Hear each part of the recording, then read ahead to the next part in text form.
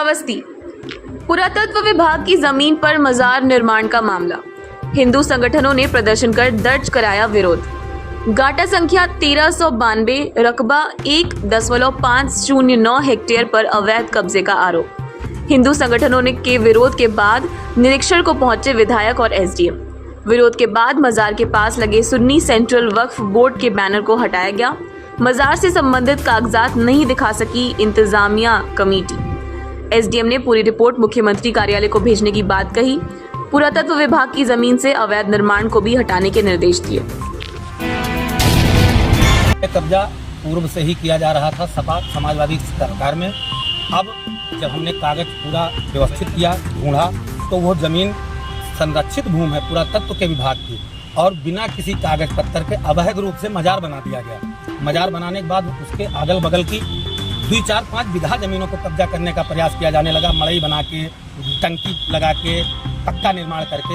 इस पर मैंने महीनों पहले, 1-2 महीना पहले शिकायत एसडीएम महोदय किया, तो फौरी तरीके पर पुरातत्व विभाग द्वारा कार्रवाई की गई। आज पुनः हमने आदरणीय विधायक जी को और अपने एसडीएम साहब को 200 हिंदू जनमानस कार्यकर्ताओं के साथ ज्ञापन दिया। इस पर तत्काल रिएक्शन लेते हुए हमारे अधिकारियों और हमारे माननीय विधायक जी ने मौके का स्थलीय निरीक्षण किया, और वह विपक्षी जिन्होंने मजार बनाया है, उन्होंने कोई कागज नहीं दिखा पाया वो कि हमने मजार क्यों बनाया। इसलिए वो अवैध है और वो हटना चाहिए। ये वक्फ बोर्ड की संपत्ति बता रहे हैं, इस पे कुछ बताना? ये तो वक्फ बोर्ड का तो पूरी नौटंकी चल रही है दादा, पूरे देश में चल रही है। वक्फ बोर्ड का जो केंद्र सरकार प्रस्ताव लाई है, उसका पालन होना बहुत जरूरी है। वो कानून पास होना बहुत जरूरी है, नहीं तो हमारे घर को कब्जा कर लिया जाएगा। अब आप बताइए, यह भूमि राजा सुहेल देव की है, मुगलों का मर्दन करने वाली की है, राज है ये श्रावस्ती। अब आप बताइए, यहाँ किसी मुसलमान का मजार कैसे आ गया? आज हमारे व्यापारी नेता अपने करीब 200 व्यापारियों के साथ और जनमानस के साथ कन्हैया का संबंध में हमें एक कोना में ज्ञापन दिया है, और एक विज्ञापन जिलाधिकारी को दिया है, और ये सरकार की नीतियों के विरुद्ध है। इस तरीके से सरकारी जमीन पर भगवान बुद्ध तपोस्थली पर जो हमारी आरक्षित जमीन है, उस जमीन पर कुछ निर्माण हो नहीं सकता है। लेकिन जिन लोगों द्वारा निर्माण किया गया है, मजार बनाई गई है, मैं इसकी और निंदा करता हूँ, और इस ज्ञापन को हम माननीय मुख्यमंत्री जी के पटल पर रखें और न्याय दिलाएंगे। और हमारे जिलाधिकारी महोदय ने मौके का विरोध किया। अभी हम ये देख करके आए हैं, बड़ी भयावह स्थिति है।